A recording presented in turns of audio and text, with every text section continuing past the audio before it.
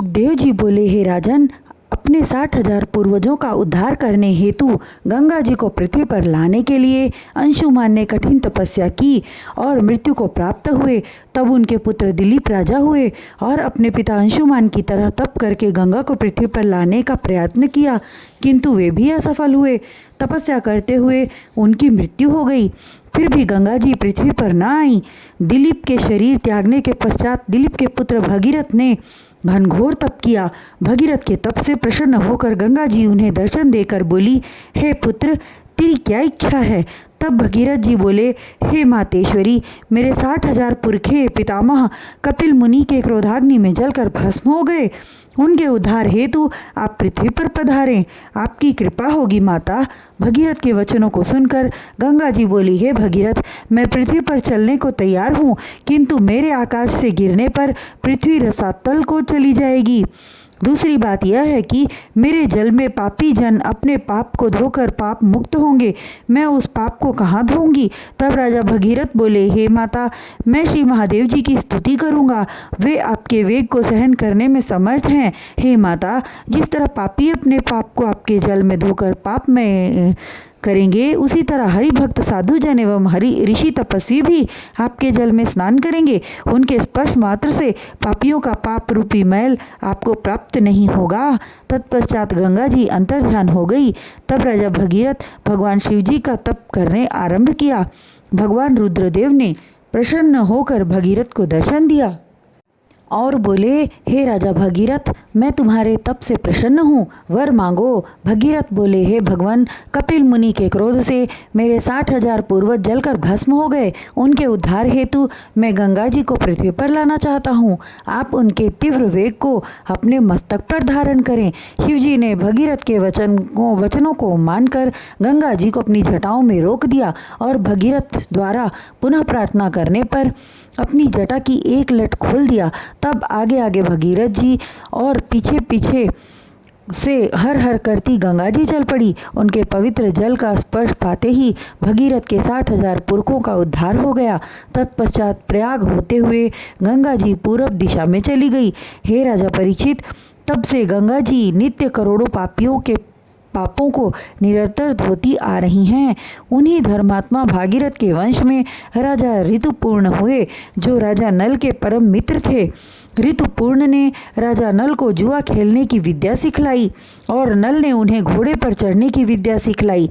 ऋतुपूर्ण ने के पौत्र सदस्य हुए।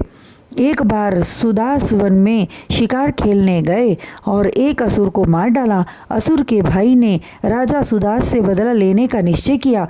उसमें राजा सुदास से युद्ध करने की शक्ति न थी, इसलिए उसने ब्राह्मण का वेश धारण कर राजा सुदास के समक्ष सामने जाकर बोला, हे राजन, मैं बहुत अच्छा रसोइया हूँ, आप मुझे राजमहल में नियुक्त कर लें। उसकी बात मानकर राजा सुदास उसे अपने साथ ले गए और रसोई का काम सौंप दिया। एक बार राजा ने अपने यहाँ बहुत से ऋषि मुनियों को भोजन करने के लिए आमंत्रित किया और 16 प्रकार का व्यंजन तैयार कराया। वशिष्ठ आदि ऋषिगण भोजन करने के लिए आए। उधर रसोइये के काम पर नियुक्त असुर ने राजा से बदला लेने का उचित अवसर जान भोजन में सूअर का मांस मिला दिया। ऋषिगण के सम्मुख पत्तल डालकर भोजन परोसा गया। उन्होंने जल से आचमन कर भोजन करने के लिए जो ही हाथ आगे बढ़ाए, उसी समय आकाशवाणी हुई, हे ऋषियों, यह भोजन तुम सबके योग्य नहीं है, इसमें सूअर का मांस मिला है। यह सुनते ही ऋषिजन क्रुद्ध हो गए और भोजन छोड़कर उठ खड़े हुए और राजा को श्राप दिया, हे राजा सुदास, तूने हमें राक्षस समझकर मांस परोसा, इसलिए जा, तू राक्षस हो जा और 12 वर्ष तक मांस भक्षण कर।